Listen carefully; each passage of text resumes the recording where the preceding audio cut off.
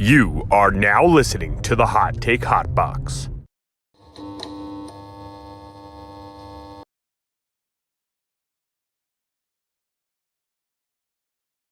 Welcome to the Shoulder Strikes MMA Podcast.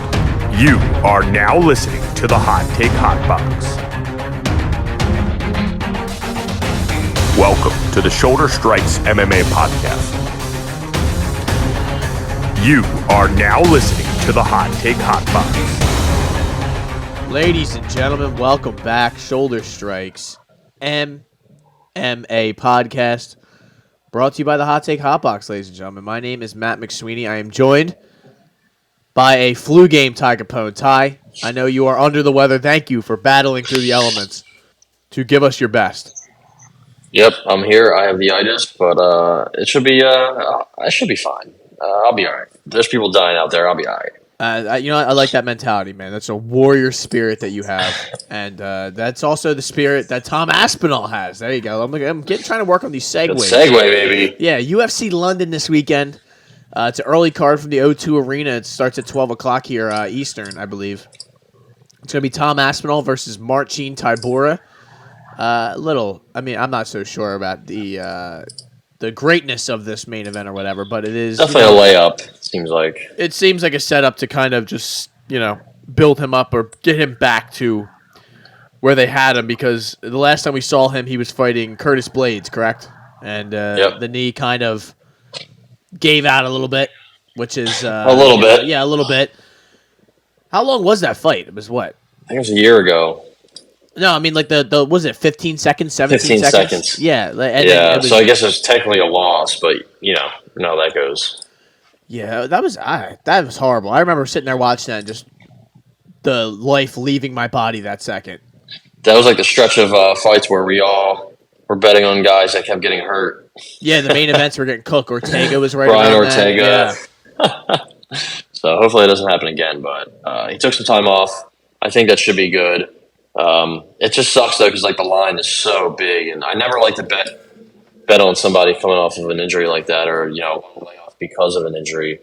450 is a lot, man. I think he is the rightful favorite. I think he's better everywhere. Like, he should get it done quick. I don't know how it would be close, but Tybura's game, man. He's won like 6 of his last 7. Losing to Volkov's no big deal really. Cashed as a underdog for us against Romanov, but that Blago Ivanov fight was. He just fights in decisions, close fights. He's not that upper echelon that it seems like you Aspinall at, right?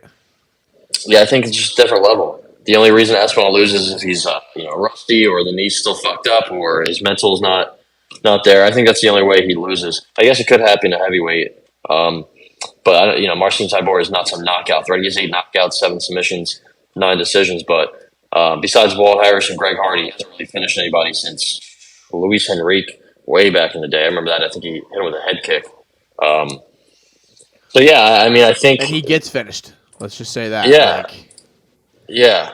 Remember Augusta Sakai knocked him out in like a minute. Yeah. Shamil Abdurakhmanov.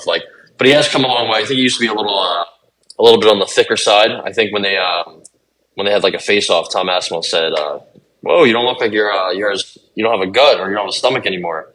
So he's in much better shape. I know he's 37, but it seems like he's in the best stage of his career. He's taking things seriously. He's going to be grapple heavy, I think. His speed. I don't know if that's a good idea though either. I mean, he's going to have to get top time, I think. But his speed and his chin's been, like you said, it's been cracked before, and that doesn't get better with age. And he's never been speedy.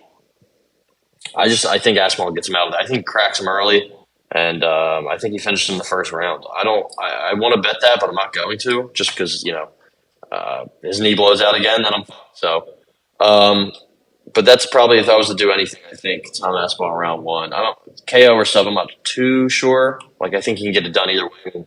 He straight arm locked Alexander Volkov. That's something you don't really see ever. So, I'm going to take him to get it done early, but no bet. Yeah, the unfortunate thing about this is there's really no easy way to bet this.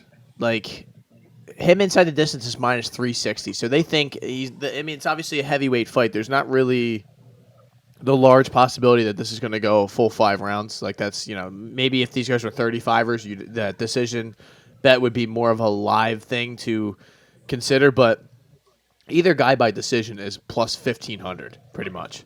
So, I'm not going to take my chances on that, especially like we said at a 5 rounds. I mean, the JDM decision last week probably would have paid well, but that's still 3 rounds. And if that thing was 5 rounds, that thing would have been over. Yeah. That Rafaez did not have that in him. These big guys usually, do not have it in them. And even Aspinall, who's been off for a year, we don't know what kind of shape he's in. We don't know what version of him is going to show up. I really would like to bet something like that he finishes him somewhat early in the fight, but I need like a combo. You know what I mean? Like I can't just do 1 round. Like, finish him in the first, finish him in the second. I don't have faith that he does that in any of those specific rounds. So I guess I'm gonna sit here and look for a second. But round 1 is plus 105. That could be interesting. I know it's not great value, but at least it's plus money. And you got to figure you got Jay Collier out there in a minute, Alan Badeau in a minute and a half, Sergey Spivak in 2.5 minutes, Alexander Volkov in like 4 minutes. I don't think he's first round or bust. Remember he went to the second with Andrei Arlovsky. I think on the regional scene he went to the second round a couple times. Actually, before he came to the UFC, the only time he went to the second round were both of his losses, but one was an illegal elbow, one was a heel hook. So I'll bet fluky there. So yeah, I think he gets it done early. But yeah, Tybura is a vet. He's been around for a while. He's at the best stage of his career. So he could make it interesting. Maybe he grinds on him a little bit, tries to make it boring, tries to get the crowd out of the fight. They're going to be really hyped up by then. I know he's a Liverpool guy. I don't think there's really any London guys on this card other than Nathaniel Wood, which is kind of interesting. But yeah, I think he should get it done relatively easily. But we shall see. I'm going to take something just to have a bet. I'm going to take Aspinall round 2 plus 370. Wow, that's interesting. Just basically that I think this guy survives and Aspinall tries to not ring rust, but necessarily like tries to feel his way back into this. And Tybura has been out of the first round in every single fight other than Walt Harris in the last couple of years. You know what I mean? So, and that's Walt Harris, who's in and out of the UFC. So. Yeah, I think it's a pretty solid bet. Maybe he gets hurt in the first round, but you can't finish him. And then second round, he comes out and smashes him. But yeah, I like that. Let me just say ahead of time, could easily see Aspinall just mowing through him and knocking him out in 30 seconds and it being over. But yeah, I'm trying to make some money right. I gotta fucking do something here. And the combo, I like to bet the grouping of rounds in this fight. Round 1 to 3 is minus 290. So it's not even like there's really nothing to make money out. I would suggest you people don't bet this fight. I know you guys hate when I probably say that, but it's the truth. This is not really a good money-making opportunity. So motto of the pod. Yeah, motto of the pod, do not bet this fight. The motto of the pod actually is just don't bet. Just stay away from it. But this is what we're here to do, ladies and gentlemen. We're not scared. How about JSP? Julia Stolyarenko. Julia GSP Stolyarenko. I'm sorry. People like you, I believe, in the past were comparing her. You said she's the female GSP, I believe. She's up there. Yeah. She's fighting Meatball Molly, who is your favorite fighter. I know you've said that in the past. You hate Meatball Molly. Let me just drop all the jokes for a second. He hates Meatball Molly. He can't stand her. He hates all the hype around the Liverpool women. Not even women, the men too. You hate Patty. Darren Till. Yeah. Aspinall, I didn't even know he's from Liverpool. He seems like a cool bloke. Well, Darren Till, the stock and the hype around him has never been higher after his after DDP just getting Robert Whittaker out of there immediately. So, just how good is. What do you make of this guy saying like, I'm gonna make the adjustments now? Like this, I needed this. Like, is that like the typical, like most typical, like when I get knocked out, like I needed this? Like who said that? Robert Whittaker. Like I need to make changes in my game. Like I'll tell you what you didn't need at this stage in your career is to get beat the fuck up. That's what you didn't need. But maybe it wakes him up. I mean that's really never happened to him other than Izzy. Obviously, Izzy's one of the best to ever do it at middleweight. So yeah, maybe I where does he go from here? But nowhere. I don't. Yeah, nowhere. Literally nowhere. But no, that's listen.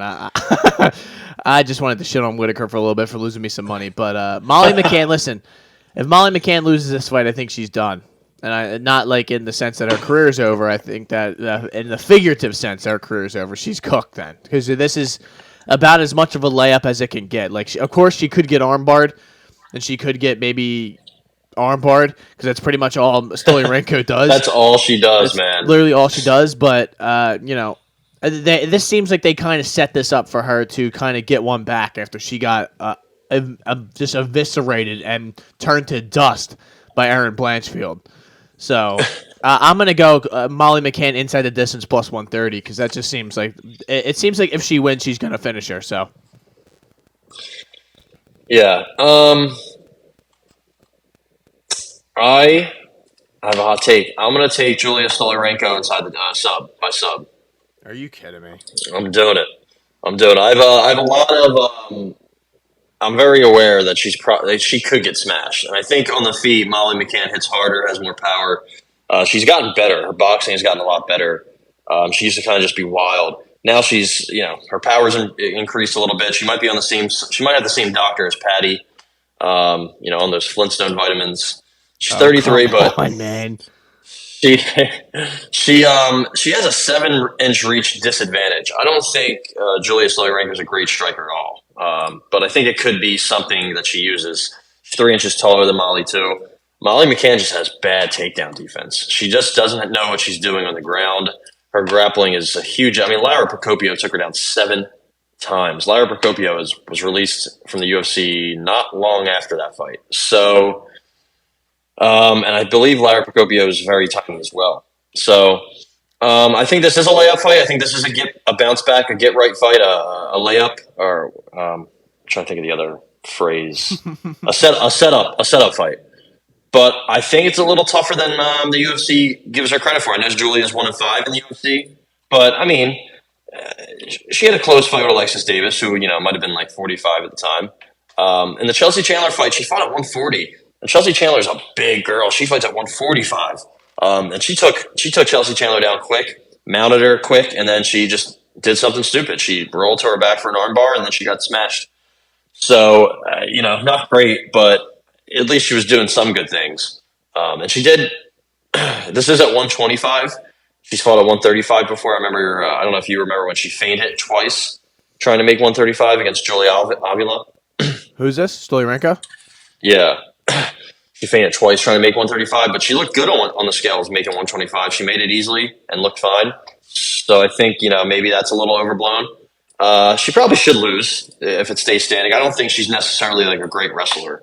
Or her takedown accuracy is 25%, but it really doesn't matter. All she needs is look at, I know she's probably beaten not anybody at all that's decent, but she's just armbarred so many fucking people, I don't know. I think I'm gonna keep fading Molly. I'm gonna keep doing it just because I have to at this point. I'm gonna take Julia Stoliarenko by sub plus 350.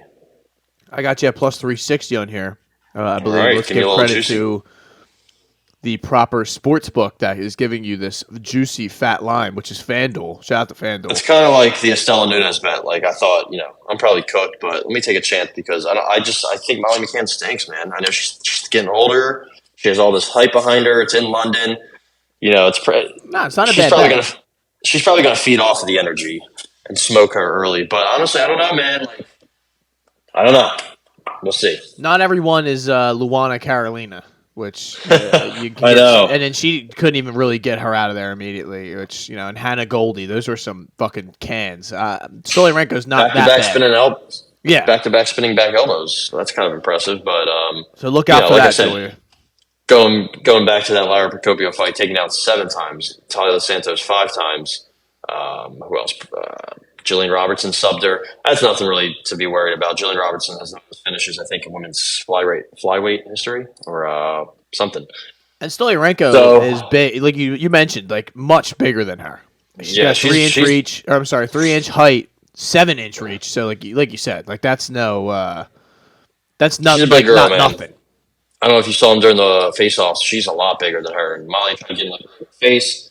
Again, the issue is just for Julia is the striking, man. She's just been outstruck a lot when she fought Alexis Davis. That was a close fight, though. She had some sub attempts. The Avila fight was competitive until it wasn't.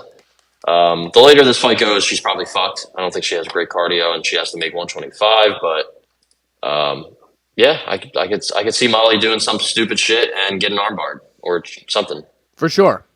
And that's why I think you have a good bet here, and I don't really feel too confident, but I don't like you said, like what I think is going to happen is Stoliarenko goes for the armbar, ends up on the bottom, panics from the bottom, and then she just starts getting fucking hammer fisted or something like that. Or yeah. I don't know if her gas tank's going to keep up with cutting all that weight. I know she may have looked good, but look at did you see Paul Craig? Yeah, he looked terrible. That. I mean, he looked like he was like he had been fucking on a hunger strike or something like that. He looked horrible, but he made the weight, right? So I guess that doesn't really matter. How about Nathaniel Wood, Andre Fili? This is a 145 fight. We have Fili as a underdog at plus 165, 175. Nathaniel Wood at minus 195, as high as minus 225. Listen, I don't really like right off the rip, I don't really like anything here on either side. I mean, Nathaniel Wood, obviously, for right reasons, is the favorite, I would say, but I don't trust either one of these guys. Like, Fili, I've bet him before and been, just cooked. Like, the Joe Anderson burrito, I don't think I had him in that, but, I mean, he just got dominated. That was bad, yeah. Bryce Mitchell fight, he kind of got dominated, but the guys he's losing to, for the most part, are really good high-level guys. I mean, he's just coming off a win against Bill Algeo, who, depends on what you think about Close fight. Yeah, and a couple splits either way. I mean, he also split to Michael Johnson. And Nathaniel Wood, it's, lots of decisions on here. So I really just don't know what I should... What's the bet here, Ty? I guess is my question, if there's anything. I think the bet is Nathaniel Wood inside the distance. Really? You think he gets him out of there? Yeah, I think Fili's durability is just pretty much gone, or at least it's going. I mean, that Joe Anderson burrito fight, that was just quick. And Nathaniel Wood, man, his last fight, I bet against him, and he looked fucking awesome. He looked so good. I think he's just honestly a better version of Andre Fili at this point in his career. They both have good jabs.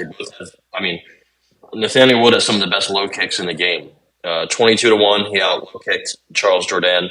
32-12 out low kicked Charles Rosa. 57-24 against Casey Kenny. 58-14 against John Castaneda. Like, he puts those things up. And Andre Fili, tall, long, has those long legs.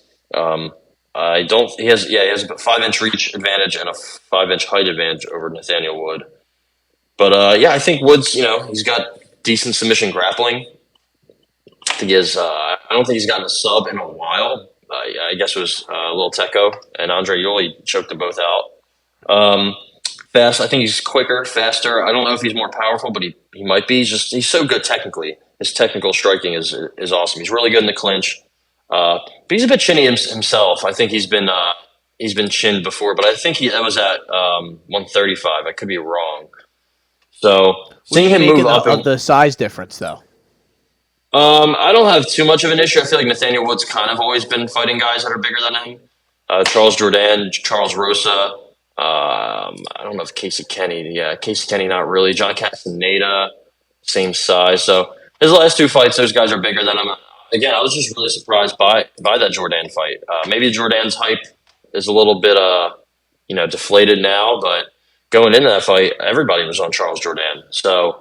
And he took him down 5 times, controlled him for 4.5 minutes, outstruck him at range, at distance. Just chewed up his legs. So, I don't know, man. Andre Fili against Bill Algeo got outstruck. He did get a takedown that got him some control. I believe that was in the last round that pretty much won him the fight. He turned into a wrestler. He was total strikes in that third round. Bill Algeo outstruck him total 74-16. I just think Andre Fili's done, man. You think it's but that bad? It might not be, but I think he's really talented. Like he's got good low kicks himself. I remember good head kicks too. He really wraps him around the head. He can grapple and wrestle a little bit. He's long, but the problem with him, he just had eye surgery in February after he said he lost vision in his right eye. So for that for me is a big red flag. There's a lot of things like that I'll touch on this card. There's a lot of people that have some medical stuff going on. A lot of medical issues that I just not really a fan of. So losing vision in your right eye and then having a surgery, that was in February of this year. So it's a bit concerning. Nathaniel Wood's a dog, man. He's just going to keep it coming. He's very technical, very sound all around. Inside the distance might be tough, but that would be my play if I were to have one.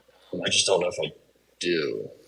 Well, while you consider that, I'm going to let you know that I have Andre Fili money line plus 180 on the card. Wow. And the reasoning for that is I agree with a lot of the shit you said. I just don't like the fact that Nathaniel Wood has fought to a lot of decisions, and that he's not obviously he's not always going to be he always is the smaller guy. But I just think Fili's going to be able to keep him on the outside for enough of this fight and kind of sneak probably a split or something. It's going to be a really close fight, I think. So I'm going to take the money line on the underdog and kind of just hope and pray that I'm on the right side of this. So yeah, I did have Wood against Casey Kenny. I remember that. And I don't want to say shit the bed, but he got taken down a couple times. That was a very back and forth close fight. I have to go back and rewatch it. The volume was very good. He turned it up in the third round too. So I like Fili's takedowns as well, for the record, because it's like like you said, like he's not like really a wrestler, but he sneaks them in there enough where it's like you're not ready for it, and then he just is up and under and takes you down. You're like, what the fuck, bro? Like 2.38 per 15. He used that to take a decision against Charles Jourdain himself. Yeah, Bryce Mitchell dominated him on the ground, but obviously there's. But he didn't get subbed. Levels. Like I always look at it when you're fighting a guy who's like much superior in an aspect as you, and you kind of don't quit or don't you don't get folded up. Then it's kind of a feather in the cap in some ways. It's not obviously a great not great that you got wrestle fucked, but Bryce Mitchell probably wrestle fucks 95% of the UFC featherweight division. Yeah. So the problem with Fili, he's just chinny. Like Jourdain even knocked him down in that fight. So. We shall see. I don't have anything. No, I'm gonna stay away. Nah, and I think it's a smart thing. They just resemble each other a lot, in my opinion, like fight style. Yep.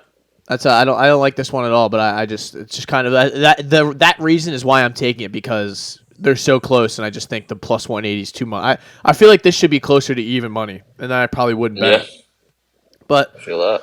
I'm just a guy, man. Just a guy doing my thing. So Andre Muniz, who is coming off of a kind of lackluster, disappointing performance against Brendan Allen, who, I guess looking back now, we should have known, because Brendan Allen has come on pretty strong here of recent. He's fighting a Paul Craig who is making his middleweight debut. Right? I mean, he may have fought back in the day, but UFC, I haven't seen him in middleweight this whole time. So Paul Craig is a plus 185, 180 underdog to Andre Muniz. Obviously, Paul Craig, always the submission threat, always the crazy shit. The Bear Jew loves to throw some crazy shit up, which I still don't know what that means, that nickname. I'm not exactly sure, but I don't really care to know either. So he's coming off of a evisceration from Johnny Walker, who, anyone could have seen that coming, the way that I honestly, I guess you could have seen Johnny Walker ending up in some dumb shit and getting triangled or some shit like that, but he's just too powerful, too big. What is this? What is the size difference here? He's 6'3", and Muniz has the reach advantage, which is pretty crazy for when you're going down. Paul Craig's not a small guy either, so my instinct tells me Muniz, and probably inside the distance. But I guess obviously he's Paul Craig, no matter what, is going to be a sub threat. But Muniz is a well-respected black belt. And although he just did get subbed, which was not good, he took a little bit of a beating before that. I don't think that was... No. He was end of the fight, too. He was probably tired, Oh, yeah. No, Brendan Allen's a dog. And before that, he had come off of, a bunch of wins in a row. Leading into his UFC, he had, 4 or 5 UFC wins before that, where he was, arm barring Eric Anders and, breaking Jacare's arm and shit like that. So... he'd hit his fair share of arm bars before that, so I guess I really don't know what to think here. Obviously I know what I think, but I just don't know what I would bet here, because I don't know what's going to happen. So it seems like Bear Jew, two different options here. He looks like a giant Jewish bear, Nice. Or if you remember Inglourious Bastards, Eli Roth played a guy who used to just smash German soldiers in the head with a baseball bat. So they called him the Bear Jew. That's probably what it's from. Either one. I'm not sure. Either way, it sounds cool, right? Yeah, he apparently he's going to weigh in at 218 on fight night, which is very large, but it makes sense. He's moving down. He's 35, and his weaknesses are still what they are, right? I don't think he's and really his chin improved. is horrible. Yeah, it wasn't 205. I can't imagine what Augusta Wynn's going to come through the O2 arena, and he's going to go fucking snoop. They're going to have to get the stretcher out, man. Like, that's what worries me. Yeah, and you can say you don't want to worry about Muniz knocking him out all you want, but I wouldn't be so sure of that, man. Like, I know he hasn't had any UFC knockouts, but still hits hard. He's a big dude. He's probably the better grappler and striker here, so I think the path for Muniz is, I don't know, it's wherever he wants. I think he should be better. I think Paul Craig has very opportunistic, crafty submissions. But, a lot of that is rolling on your back or rolling for this and just, things that won't necessarily work all the time. But he's, again, very tricky, man. He got Jamal Hill's arm in a fucking vice, and he did not let that thing go. Same with Nikita Krylov when he had him in that triangle. It seems like triangle is his move. So it's just like, remember he tapped out ankle live 1 second left. That was fucking insane. But does he do that here against Muniz? Like, does Muniz play into his games? And even if he does he get trapped in his games? I don't know, man. He's only been subbed once against Brendan Allen, and that was more of just being exhausted. So he has been one punch knocked out before Muniz by Azamat Murzakanov way back in the day. So I don't think Muniz is like that. I think maybe people were overhyping him after his win against Uriah Hall. And, even before that when he beat Jacare and Anders. So, I don't know. I think he wins. I think he could submit Paul Craig even. For sure. Has Paul Craig been Once. submitted? He got Comored by Jimmy Crute back in the day. I was just literally looking at the same thing. So no shame in that either. Jimmy Crute has good subs, and that was way back before he was cooked. So, yeah, I don't know. I don't even know if I want to parlay Andre Muniz just because I think it's kind of a big line, but it's more about fading Paul Craig, Mr. Paul Craig. So yeah, I'm always down to fade the Scots. But he's a fun dude. He's a cool dude. He's always gonna be fun, right? It's always gonna be something. So hopefully it's that. Hopefully it's just entertaining and balls to the wall, if you will. But I have no play. I do. Muniz inside the distance plus 100.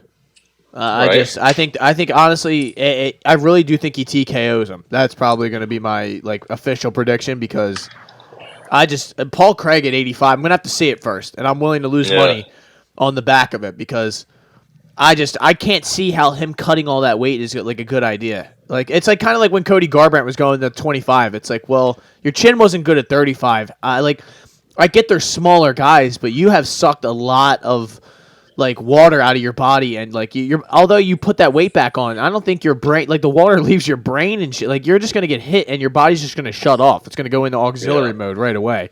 And Paul Craig's, like I said, goes into auxiliary mode at the drop of a hat, even at 205. So cutting at 20 extra pounds, and then no, I'm good. Andre Muniz inside the distance plus 100. We keep it moving, Ty, and we are here. Jai Herbert. Hopefully Dan Hardy's not in the building for this one. He's fighting Black Country Banger. Faraz Zaim, who you have said is the next GSP. No, I'm just kidding. Smile Killer, which is not one of the better names that we. No, we could do better. Obi-Wan Shinobi the Pillow is one of the better ones.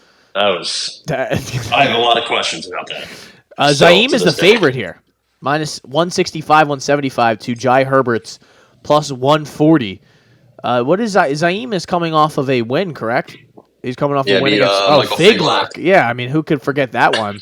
Then he got rear naked choked by Terrence McKinney. That has not aged well after what we've seen. But remember, first round or bust. It's true. And your boy, the Black Country Bangers, coming off of a draw with Ludwig Klein, which I don't recall. Oh, that's right. That was on the undercard of the Usman Edwards card. And then the win against Kyle Nelson.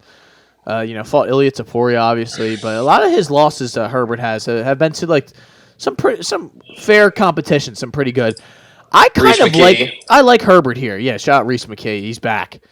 He's back, baby. He's back. Don't forget, ladies and gentlemen, he is back. But I mean, what is the reasoning for Zaim being the favorite here? So I guess it's a bit of an overcorrection because his last fight he was a big like plus 160 against Michael Figlak, and he started to use some wrestling that we never saw from him because he's got that kickboxing background, I believe, if I remember correctly. And he went out against Figlak, took him down 3 times, had like 7 minutes of control. It was kind of the opposite of that Jamie Malarkey fight, which he also won. And the McKinney fight, I don't know. I don't hold that against him, man. Everybody knows McKinney is hell on wheels for those first 2 minutes, the first 5 minutes. You get him past the first round, he's cooked. He's young, man. He's 26. I think he's going to provide a test for Jai Herbert that he doesn't really see often. That's somebody that's his size. They're the same height. Herbert has a 2-inch reach advantage. He's 9 years older. I like Jai. I think Jai Herbert's pretty talented, pretty skilled. We're going to talk about somebody else that's very similar to him, Danny Roberts. Very skilled fighter, but the problem is they just don't have a chin, man, like a rubber chin. And Herbert likes to brawl. You know, that's exactly how he lost to Reese McKay way back in the day. And he just has a problem with his defensive grappling. It's always been an issue for him. And I think with Ziam now incorporating that into his game a little bit more, I think that could be a pathway for victory. I think this is going to be a showcase fight for Ziam. I think he could come out here and get his first knockout, his first finish in the UFC. He has a bunch of finishes on the regional scene against, not very great opponents, but I think he did win. I thought he won a title somewhere when he was like 21. It could be a shitty organization. I don't know, but yeah, man, I think he can get it done. I just think Jai Herbert, his chin, man, it's just real bad. He's 35, so. Yeah, I don't want to take anything here, or I kind of do. Yeah, I'm gonna take Fares Ziam inside the distance. I think he's gonna get it done. I think he's finally gonna get his finish, his knockout, or maybe a sub. Plus 220, I kind of like it. Plus 220, you got it. Ziam inside the distance. I kind of like that. I'm not gonna take anything now. I probably will bet that, but I won't. I'm only I guess I'm seeing some of these close ones, and I'm just gonna We kind of talked about how close a lot of these lines are, so that just leads me to wind up betting the underdog so I can get plus money. But sometimes that's not a good bet when the favorite is should be much more of a favorite and you get a good price on them. This could be a situation like that, and getting it inside the distance. We've seen Jai Herbert go down. We've seen him get hit hard. We've seen him, like you said, invite himself into a war. So. That knockout against Ilia Topuria is one of the worst I've ever seen. Yeah. I mean, the way he folded was. And I don't know enough about Ziam to really fade him. That's what's stopping me from betting this Jai Herbert. So, and the age, I didn't know how old Jai Herbert was. That's not pleasant. 35 plus especially the lighter weight classes is when I start to go the other way. Because also outstruck a distance by Kyle Nelson. So, are you serious? Yeah, Jai Herbert, outstruck a distance 28-22. So, bit of an issue. Nelson likes low kicks. He chewed up Jai Herbert's legs. Fares Ziam has that kickboxing background. So, I think that could be a path. Breaking news. I am betting Fares Ziam inside the distance. Let's go. Plus 200. Nah, yeah, I've heard enough. You don't need to say anymore. I'm in. Also, I think they're trying to get Fares Ziam, or I think he's trying to get onto that Paris card September 2nd. So I think, a nice performance here will really get him a quick turnaround onto that card, which would be awesome for him.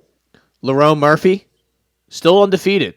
12-0-1. The only draw, I believe, was to Tugagov, if I remember correctly. Zubara.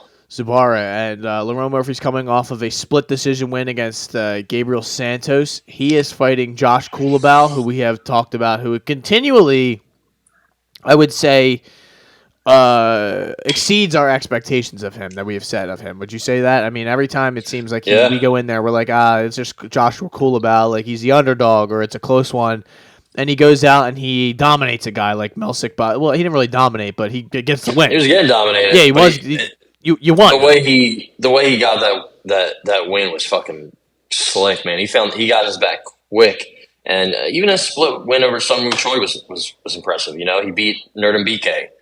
This is a guy who's still pretty inexperienced. I want to say he's young. He's 29. Made his debut against Jalen Turner. That's a tough debut, man. And then he fights Charles Jourdain after that. Like, to go 0-1-1 in those two fights, it's a bit impressive, I guess I would say. And yeah, I mean, he's bounced by three in a row. And so here's where we get to the injury. Lerone Murphy apparently almost died after a car hit him on a bike in May of 2022. 9 years prior to that, he was shot in the face. What? So yeah, so I'm not really sure. So they both match up same size pretty much. Yep. Lerone Murphy is a couple years older. Yeah, he was in a split with Gabriel Santos, and we saw what happened to Gabriel Santos in his last fight. He got fucking absolutely floored and slept by Mr. Onama. And he was losing that Amirkhani fight. That first round, Makwan Amirkhani, who taught him a jiu-jitsu lesson. And then second round starts, and he just fucking smokes him with the knee. So I think he's gotten a little bit lucky, Murphy, but also he's very athletic. He's got good power. He can get his own takedowns, but he doesn't really go for it. He just seems kind of low volume. He fights on thin margins, is what I'll say. Did the same thing against Douglas Silva de Andrade. His last fight was also in London. The thing with Colabel, he's got good power, he's got good striking. He just seems to find a way lately. You know what I mean? Ever since the first couple losses, he seems to find a way, especially in that Melsick fight and in that Sung Woo Choi fight. Yeah. I think he knocked Sung Woo Choi down twice. So, and he also had a deep sub attempt. I forget what it was against Nerdin BK. So he's getting better, man. I don't know. I know this is a very tough fight for me to predict. Very close. The odds should be closer, but I would pick Lerone Murphy, but I'm not against anybody having a Joshua Culibao ticket, especially if you have him by like maybe a late sub. I think that could be something to work with, I should say. If you look at Lerone Murphy's takedown defense, not very good, 43%. His accuracy himself is 37. Culibao's takedown defense, 82. I don't think he's gotten a takedown in the UFC, but still, he can get those subs. Man, I don't know who to pick. I'm staying away here. Yeah, no, yeah, I would pick Culibao just based off the fact that he's the underdog, but I can't keep doing that, so I have to at one point stay away. This one's too close, man. This is razor thin.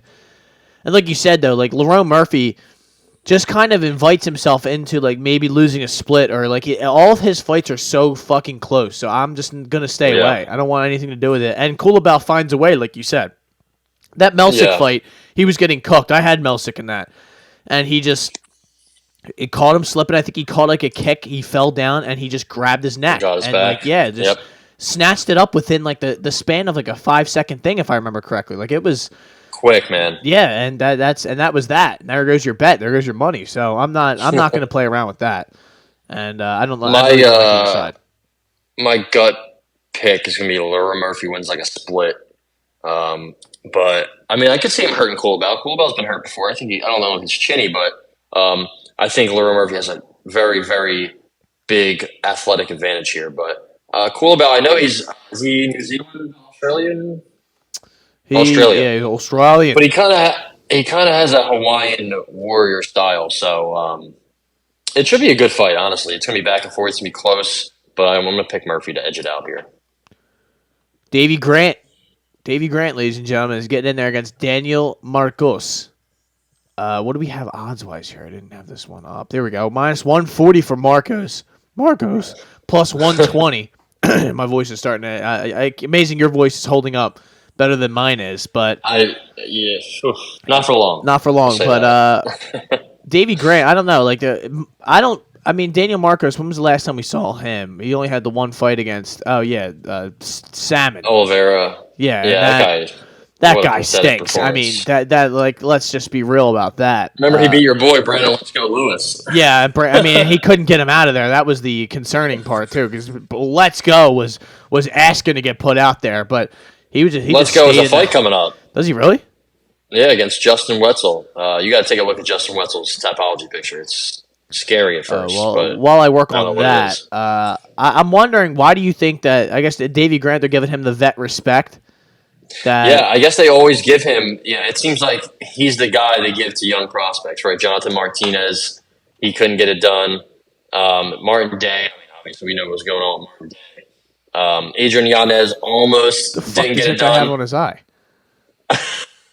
The fuck is that, dude? Check out Justin Wetzel's Tapology pick. He's got like some fucking Digimon shit on his fucking eye. Yeah, right? He also beat Eskar. So it's a tough get back for Brandon Let's Go Lewis. But I will be tuned in for that fight if you can. There's gonna be a stream somewhere.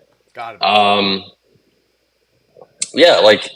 He beat Cheeto back in the day. He tried running it back, and Cheeto beat him. They tried. Adrian Yanez almost lost to Davey Grant. That was a close fight, and Davey Grant took out Smolka, and then he took out Asuncao in a fight where he was losing. And also in that fight, I forget who the referee was. I can bring it up right now. Was it Mark? No, it wasn't Mark Goddard. Mark Goddard would never do such a thing. But he grabbed the fence. Fight back. And let's see who it was. Hold on. Put your hands up, Colby. Oh, of course, Keith No Nonsense Peterson. Yeah. He loves nonsense, though. He had a fence grab that pretty much helped him stand up, and then he knocked out Asuncao. Or no, he didn't knock. Well, he hurt him, and then was it a mounted triangle or something? Yeah, inverted triangle. That was crazy. And he was down 2-0 in that fight. So, I think he's getting older. Obviously, he's 37, he turns 38 soon. He's got decent wrestling. He's got just unorthodox striking. He'll hit you from weird angles. He seems like it's just a tough guy to fight, right? Adrian Yanez, it seems like he's more technical, younger, but he had a real hard time with him. Same with that Gregory Popov guy, who's not very good, but it was just a very close and awkward fight. He's a dog. Fighting at home will help him. I do like Daniel Marcos. They're about the same size. I think Marcos is probably the best Peruvian prospect the UFC's had. Not saying much, but he's got pretty good strike. He's got good power. Good takedown defense. I don't know if there is really a grappling edge in this fight necessarily. He trains in Florida. Daniel Marcos does now, so he's not still training in Peru, which is good. He's in Florida with Charles Rosa, Randy Costa, a couple other guys. So that's encouraging to see. This is another one, man. Just a very close fight. I don't know who takes it. I think Daniel Marcos takes it. I think David Grant's just getting older, man, and 2 back-to-back finishes in a row, but both coming in the third round. And one of them he was losing. So, yeah, I'm going to take Daniel Marcos. I'm not going to bet anything. It's a very, very close fight, in my opinion. I'm going to take Marcos. Sorry, I should probably say this in the mic. I'm going to say I'm going to take Marcos money line minus 140. It's low enough where I don't know how he gets it done. I don't know if he finishes them. Davey Grant's been subbed 4 times in his career. He's never been TKO'd. Yeah. I mean, and I could see that happening for sure. I don't know what eventually, right? Yeah, I mean, like you said, 37. It's starting to get to that point where it could go the other way. Inside the distance is plus 220. I'd probably take TKO if anything, because Marcos doesn't have any subs. I don't even think he has any takedowns. So, I think TKO could be better, but the line's not that good.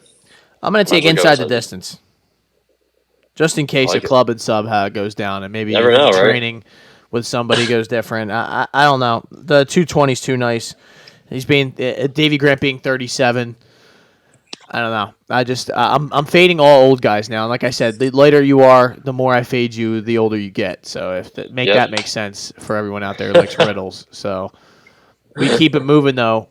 There you go. Here's your boy, Danny Hot Chocolate Roberts. He's getting back in there in front of his hometown people, his home crowd, against Johnny Parsons. Johnny the Sluggernaut Parsons.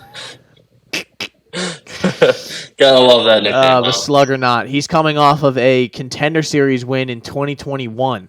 Split decision against Solomon Renfro, who just eviscerated the man on the PFL, one of the most recent PFL cards. Also, Solomon Renfro was robbed in that fight. I will go to my grave saying that. Okay, then that's fair. That's definitely fair. Danny Hot Chocolate Roberts, though, has he got turned off by Jack Della Maddalena in 2022. It's been a while since Parsons got in there. I'm assuming there's some sort of injury or something that held him out. So yeah, I'm glad you said that. He's had a 2-year layoff with concussion issues. Concussion-like symptoms are hanging around. Yeah, not good at all. That's obviously the opposite of what you want to hear. The thing about him is that he is the Syndicate MMA Muay Thai coach. They just have an absolute fucking I'm looking at their staff now. John Wood is their head coach. John Gunderson is an MMA coach. Frank Mir is a coach. Shane Mosley Jr. might not be like his father, but he's their boxing coach, which I didn't know about. Mike Pyle, Jay Perrin. Jay Perrin's their striking coach. I don't know about that. One. Yeah, but they have a lot of guys. What fighters? Roxy and D-Rod and Joanne Wood. Brandon Jenkins, your boy Brandon Jenkins, Ode Osborne, Stoltze, Vince Morales, Jordan Levitt, Khalil Roundtree. Like, Syndicate MMA is pretty legit. For him to be the Muay Thai coach there, that tells me a lot. And if you watch him fight, you can just tell. Kicks. That's what he wants to do and what he wants to throw. His fight before the Contender Series in Icon, the K, he won by head kick. He's been beat before. He fought this guy who's a boxer now, David Gladham. He got knocked out. I don't really have anything against that because that dude, like I said, is a big Russian, like now, boxer, like legit boxer. Maybe not legit, but he's fought some guys. So it's just that layoff is really bad. He was supposed to fight Michael Gilmore, and you know how we feel about Mr. Michael Gilmore. That would have been a W. That's a dub. So the fact that he's getting Danny Hot Chocolate Roberts is a tough fight. I mean, Danny Roberts has the Jai Herbert syndrome. He has a rubber chin, very, very rubber.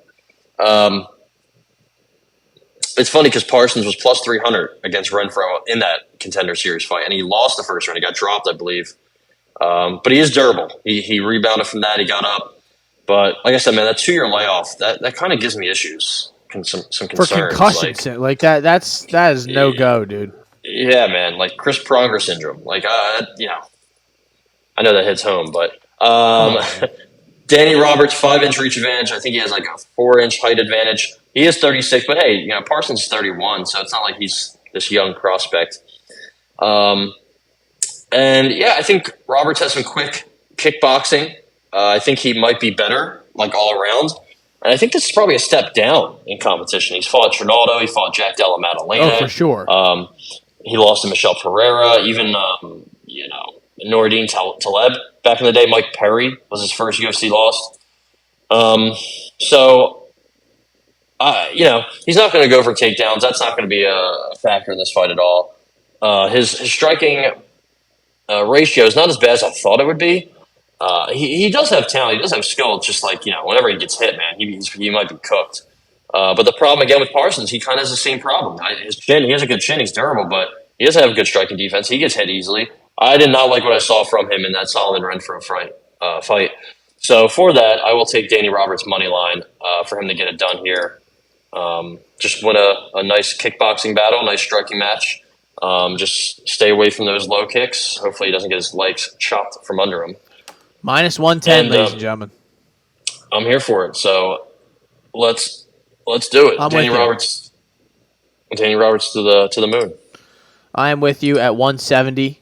Was his Contender Series fight at 170, Johnny Parsons?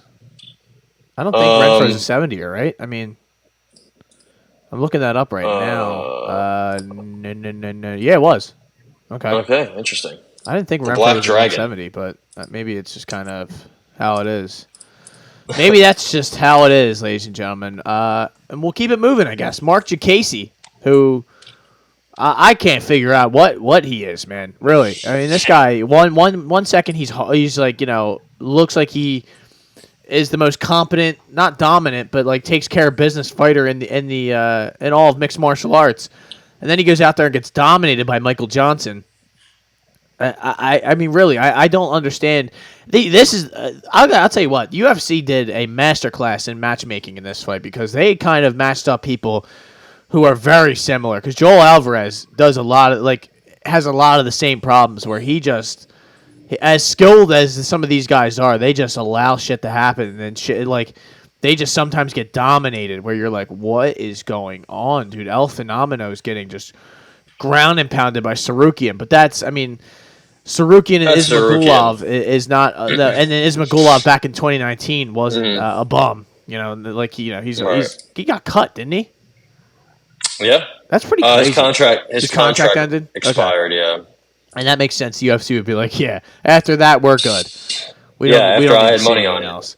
Yeah, we both. I mean, and the sharps, some of my people who work for local not local, but worldwide gambling books told me that the sharp money was on Damir Ismagulov. So then what do you know? And that's how I know to always fade those guys because not that they don't know anything, but nobody knows anything. So we just have to make sure we go out and say that from time to time. But Joel Alvarez is a little bit of a favorite here. Oh, big favorite. Not a huge favorite, but minus 195, minus 200 to Mark Casey's plus 165, 170. I like Joel Alvarez here. I always liked his skills, his game, but I just can't trust him, so I don't know if I'm going to bet this.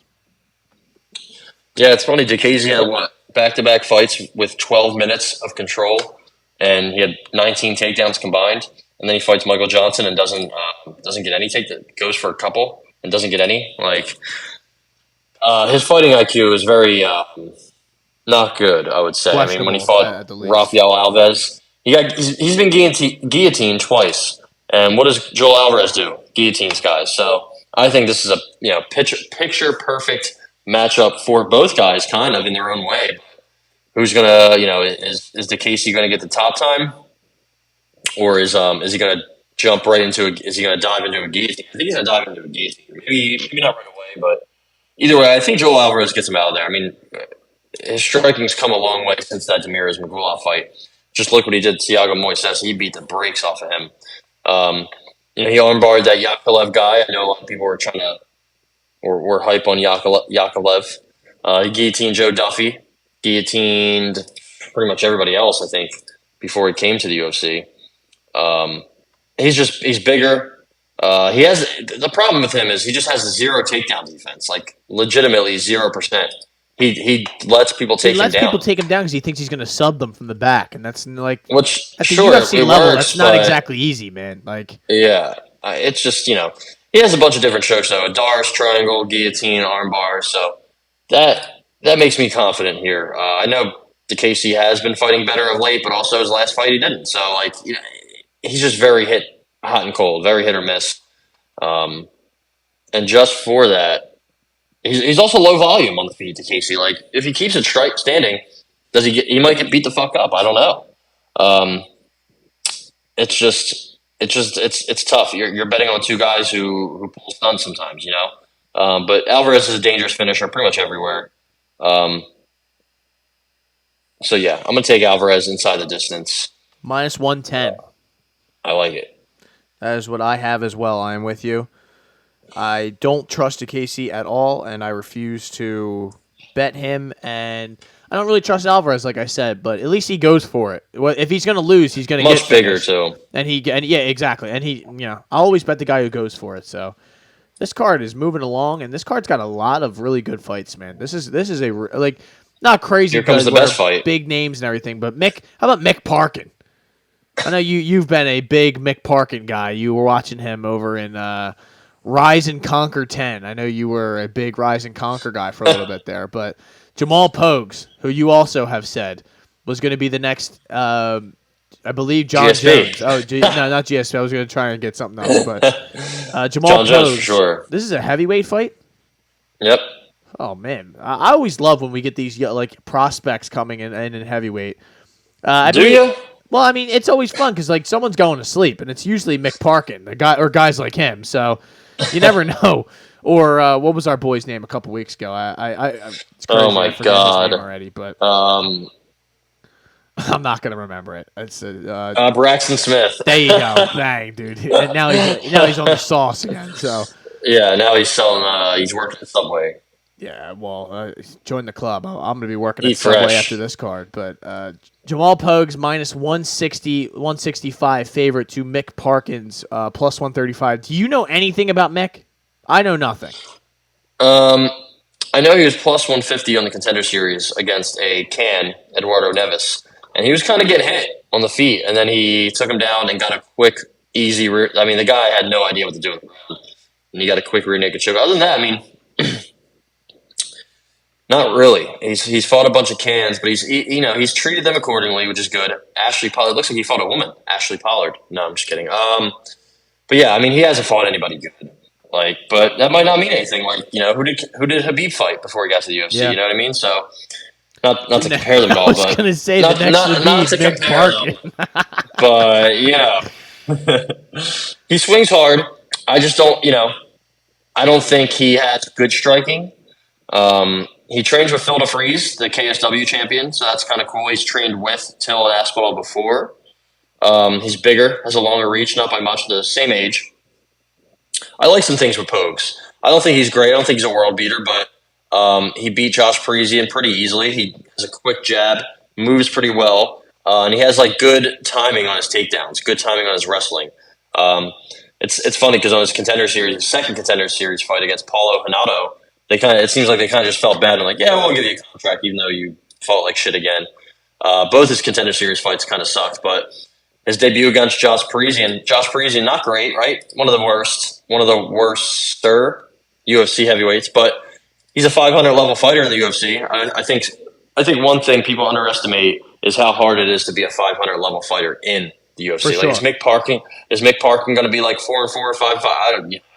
I think he's going to be a 2-3, 1-4 fighter in the UFC. I don't think he's going to win many fights. I don't know if Jamal Pogues will, but he's 3-0 under the UFC banner at least. He doesn't seem like he goes for finishes much. Seems to have a pretty good chin. Josh Parisian hit him with a nasty front kick that he just ate. Kind of came out of nowhere. Trains with Joe Daddy Stevenson, so I think his wrestling and jiu-jitsu and grappling in general is on point. And I think he just gets it done. I think he gets some top time. I think he can use that jab to kind of keep him at distance. I think he's a solid play here. It just, do you trust either of them? Hell no. So I'm staying away, but Jamal Pogues' decision is my prediction. I'm staying away as well. I don't know anything. We don't about know. Mick We don't Parkin, know anything either. Yeah, Jamal Pogues we've seen, but we haven't really seen him get super tested. And I just don't know. It's more just I just don't know enough about Mick fucking Parkin or whatever the fuck his name is. So. Michael Mick. Yeah, he has no nickname, which is also a red flag because you have to have a cool nickname in order for me to be a big fan of yours. But Brian Barberena kind of buried here on this card. Moving up. Is he? Oh, that's right. He is against Mahmoud Muradov, who he's a confusing guy as well. He just he's coming off of 2 losses in a row. Kaio, who I'm a fan of. I've made that very clear in the past. But the loss to Gerald Meerschaert, he was a big favorite in the Gerald Meerschaert minus 600, I think. Yeah, and he just kind of got I don't even know, melted sort of, because Gerald just kept pushing. It's crazy because he had him hurt. He early, did. Well, I mean, every GM3 fight is kind of like that. Yeah, that's true. How much bigger is he than this guy? He is, not that much. He's got a 2-inch height and 3.5-inch reach. So the problem is he's pretty yoked, and Brian Barberena looks like he has some boobies. You know what I mean? So yeah, and I can't imagine what it's going to look like at 85. That's just going to right. And he's 34. I know they're similar age, but. Let's be real. He's been through a lot more than Mahmoud Muradov's been. I know Muradov also has a lot of fights, so you'd think, they're both veterans and this and that, but it's a big difference. Brian Barberena has been in wars his whole life. I just don't trust him at this stage of his career. I mean, coming off 2 straight losses. The wins he had before those 2 losses were. Not great. Matt Brown was a close fight. Darian Weeks was a close fight, and that's when he first got to the UFC. Robbie Lawler, standing knockout, sure. But he lost to Jason Witt, barely beat Anthony Ivy. This is just bad news. Bad news all around. I had Vicente Luque inside the distance when he knocked him out with 5 seconds left, so that was a nice hit. I think Muradov smashes him, to be honest. Barberena has an awkward style, so I guess it could be a bit of early odd start to the fight, maybe a slow start. Barberena is known for cardio and durability, right? If that's what you're known for, it's not great because both of those things are going to fall off very hard. And he's very easy to take down, very easy to hold down. So I think that should be Muradov. That should mean that Muradov wins easily. He gets takedowns, not at a high clip, but he gets some. He took down Trevor Smith, had a nice sub attempt. He also had Kai Ohio in a good. I think he was on top of him. He swept him a couple times. He had a couple subs in there. He took him down even. So I know he lost, but he looked good in defeat. Definitely looked better than he did against GM3. So just for that, I'm going to take him. I don't know. Inside the distance is plus 120. Yeah, I'm going to take him inside the distance here. I think he smashes Barberena. I think Barberena's done. Moving up. Yeah, moving down or up when you're getting old, I don't think either are a good move. So that's my I'll tail.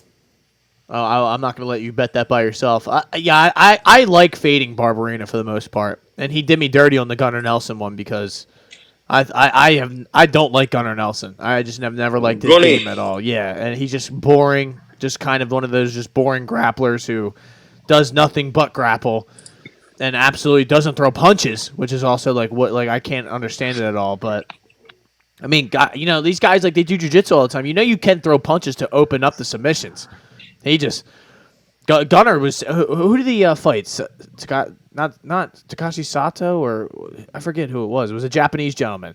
It was Sato. Was it? Yeah, and he just sat on his back for 4 minutes. It really didn't even try to go for anything. Just kind of held the position there. And that's the one position in MMA where they can't stand it up because you have the guy's back, but really, you can't. We've talked about that here, the backpackers. He's like the leader of that army, who just love to just sit there. But all right. Let's keep it moving. Ketlin Vieira, buried. Another person just buried at the bottom of these prelims against Pani Kianzad, who is the next. I've heard some people say she's the next Amanda Nunes. I don't agree with that, but yeah, nobody has said that for the record. I just want before some people you start Googling. I don't think anyone said that. I made that up. That was a joke. But Ketlin Vieira is a minus 150, 145 favorite to Pani Kianzad's plus 135. Ty, I love. I don't love. I mean, I guess I do. I kind of love Ketlin Vieira in this spot. I think she kind of needs a W to get back after that. It was a close fight against Raquel Pennington. I don't think it was. She went back-to-back splits. The Holly Holm fight was close as well. She put the beats on Miesha Tate, if I remember correctly. Yep. And Yana Santos pre-baby was a little bit different. So it's been a little bit.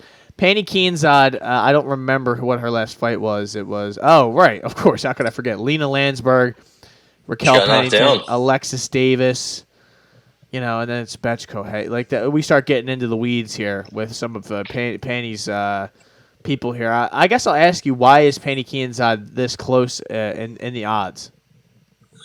Ketlin Vieira, also nicknamed Phenomeno, so a couple Phenomenos on the card. I guess the thing with Vieira is she kind of just gives fights away. It seems like gives rounds away, gives minutes away. Even when she was beating a Renee Aldana, and then she got fucking slept with a big left. She just has too many holes in her game. I think she has some good boxing, but she's probably not the better boxer in this fight. I think Pani Kianzad has a boxing background. They're both good in the clinch. They're both pretty well rounded and pretty similar to each other, in my opinion. And Ketlin's been known to be a gasser. I think her cardio has improved. She went 5 rounds against Holly and looked good. And she's gone 5 rounds against Miesha Tate also. She's bigger. I think she's naturally bigger, stronger, has more power. I think her jiu-jitsu is better. I think top time is the way she gets this done. But I think it's going to be close, man. I think, I bet Pani before. I like her volume a lot. Her takedown defense is very solid. She doesn't get hit that much. She has a pretty good ratio, strike ratio. So, it's, she's not the most exciting fighter. I mean, look at all her last, 3, 4, 5, 7 fights are all unanimous decisions. So, I don't know who to pick here. Honestly, I'm kind of torn. I kind of want to take a shot on Pani, but I'm not going to at all. I just think I can see Ketlin being better everywhere, just slightly. But it's tough, very tough to. This is kind of like the Lerone Murphy fight. I don't know who to pick or what to do. So I'm gonna stay away. If I had to make a prediction, it's gonna be Ketlin by decision. But maybe I can see her get a sub. But when's the last time she subbed somebody? Yeah, I don't trust any of that to happen. So I'm going Sarah McMahon. So yeah, I'm gonna take Vieira money line minus 150. Just get out of there and just take that. Yeah. I just don't. I like the level of competition. Like you said, she's been 5 rounds. When your gas tank is a problem, and then you test yourself and you go 5 rounds against someone like Holly Holm, and Miesha. Yeah, exactly. 2 vets, And she was dominating that Misha fight for the most part. So, and although like you said, she might not have the boxing. Sorry, I just threw up there. That's crazy. Boxing advantage. She will be able to at least hold her own for big portions of this fight. Maybe she's able to, like you said, get her to the ground, get on top, and just kind of just steal minutes of this fight. And that's what I'm going to hope for. And I think decision is a good bet, but Panny got dropped by Macy Chasson way back in the day, and she got dropped by Lena Landsberg. Like, she can be, she can be touched up, and Ketlin swings hard, so. Macy Chasson could be the 45 champ, though. She's a fucking monster. Might as well. I mean, there's no one there. Nobody else. Yeah. Her and Chelsea Chandler and Norma Dumont. Chris in Duncan. A three-way. How about Chris Duncan, man? No three ways. Let's not do that. Chris Duncan, who got turned into he was just flailing around the octagon in the Contender Series, and then got up and put Charlie Campbell to sleep. That was insane. Which was absolutely insane. I mean, poor Charlie Campbell, never got another chance after that. But then he came back. He should, I think. But he got a CFFC win, so I think you will see him at some point. But then Charlie Campbell comes back and gets a split decision win against Omar Morales, which he didn't really look that good in that fight, if I remember correctly. Yeah, but he turned into a wrestler. Yeah, he's fighting the Red Fox, who, if you people don't know who the Red Fox is, go back and watch his fight against Sam Patterson. What he did to Sam Patterson, it should be illegal. And that was the last time he fought was in the UK against the future Sam Patterson, who Sam Patterson started hitting the robot after, and he was trying to fight Mark Goddard for 5 minutes. Like, he got hurt bad. So, I mean, for the Red Fox to be bringing that kind of power is a little bit concerning. I don't really know what to bet here, though. I mean, Chris Duncan, I don't trust him at all. I don't really know much about the Red Fox other than that elimination in 1 minute. So, my instinct, though, tells me to bet the Red Fox. I just like the Red Fox's name, and I would be able to yell Red Fox when he wins. So, that is a great name. I don't know. I mean, he's not that much smaller than Chris Duncan, and Chris Duncan's been hurt before, and I know he'll have like the Scotland home crowd around him, but I think I'm going to go Red Fox money line. Interesting. Yeah, we don't know much about Ashmas, right? He seems to be low volume, but he has big power. The guy that he knocked out, I think, was that guy is just he's too big for that weight class. He's probably chinny. Like, he has he's the penultimate tall man's defense fighter. It's funny because I thought he got hit with that big right hand. He didn't get hit with the right hand. He got hit with the left hand, which was used to catch the kick. So, very crafty, also very late stoppage by Mark Goddard. I think he tried fighting him after the fight because he didn't stop it quicker. But so the replay, and he said, "Get your ass over here, Mark." I think Mark Goddard probably put him to sleep too. But sure. Yeah, I just don't think there's enough out there on either guy, honestly. Like, that fight with Borshev that Duncan had was pretty good, man. Very entertaining, back and forth. Like, Chris Duncan throws a lot into his kicks. He's just a little slow. I wish he was a little quicker. He's 30. His striking defense is just so bad. Like, he has his hands low. He doesn't care if you hit him. It's I think who was it? It was Borshev. He was jabbing the fuck out of him, and just not. It's the same odds as last fight for Chris Duncan. It's a bit odd, in my opinion, but trains at ATT. He's bigger, probably the better grappler, so I think he should be the favorite. But we don't know. We don't know enough or anything about Ashmas. I mean, it was just that one fight. I guess he was in the PFL Challenger Series and went to a decision. So, that's interesting. He was in the CFFC, went to the third round. Like, he doesn't have any first round finishes except for his UFC fight. Like, that's like so odd that you never see that. Maybe he's rounded out his game, but he's 28. Like, I don't know. I'm going to take the under 1.5 at plus 120. I think this ends pretty quickly, honestly. I just don't know who falls first. Let me see here. Let me pull that up. What the odds are under? You said what? 2.5? 1.5? 1.5. 1.5 plus 112 is 120. I'm getting you at 120 here. So I like that. Under 1.5 plus 120. Minus 135. The fight does not complete 2 full rounds. That's kind of interesting too. Fight starts the third round is plus 100. Chris Duncan's just, he comes forward, man. He's very entertaining to watch. So I think this is going to be a fun fight. Yeah, it's going to be a banger. The first two fights on this card, first three, two of the first three will be bangers. Shauna Bannon, Mama B. Ireland's own is the next Irish prospect, the female Conor McGregor. Sure. Some people have called her. I already hate her. I know you do. She's fighting Bruna Brazil, the special one, who is the favorite in this one. So Bannon's entering the UFC as an underdog. They did not give her an easy fight like they like to do with some of these Irish people. Minus 145, 150 for Bruna Brazil. Shauna Bannon is plus 130. What do you say here? Bruna Brazil probably max play is what you're probably going to have.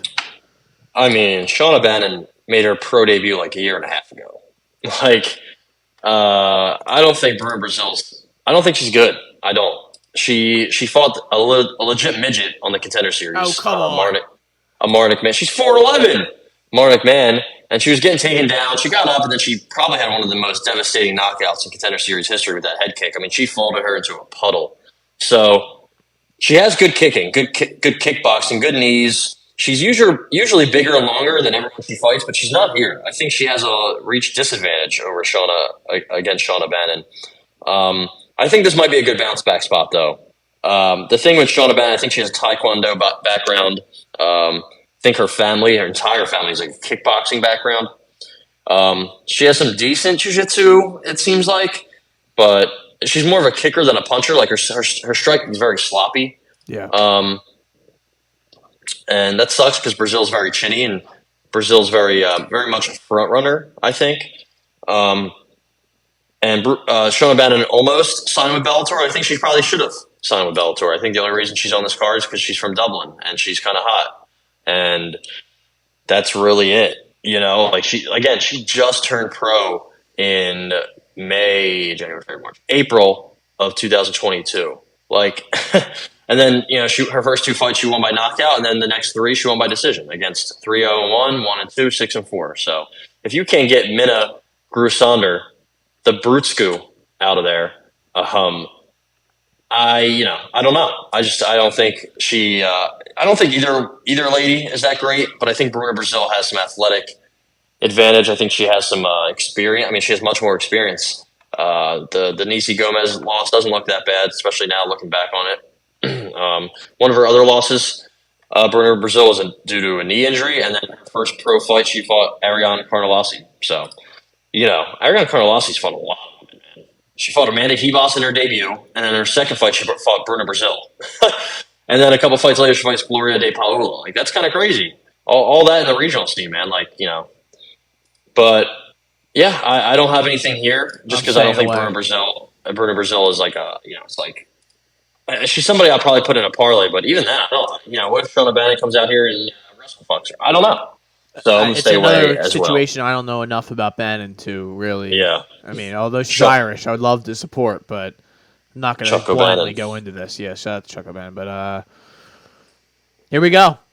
Last fight we're going to talk about. First fight of the night. This is your big play. You kind of talked about. Big play. Jaffel, is that how you say? Hafel? Filo? Jaffel. Against Daniel Barres. Jaffel. Against Daniel Barres, who's making his UFC debut.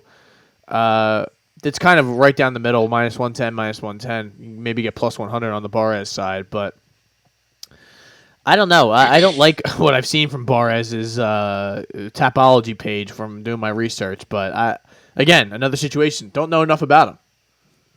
Right. I thought he won that Carlos Hernandez fight on the Contender Series. Very close fight, but I thought he won. I thought he should have got a contract right there. He fought 4 cans afterwards, and he treated them all accordingly. Got them all out of there in the first round. Arm triangle, KO, punches, KO. So did what he had to do to get back here. I think he's a little shorter, a little bit of a reach disadvantage, and he's a bit older than Filo, but he's a good striker. He's very explosive, good low kicks, good jab. He can get takedowns.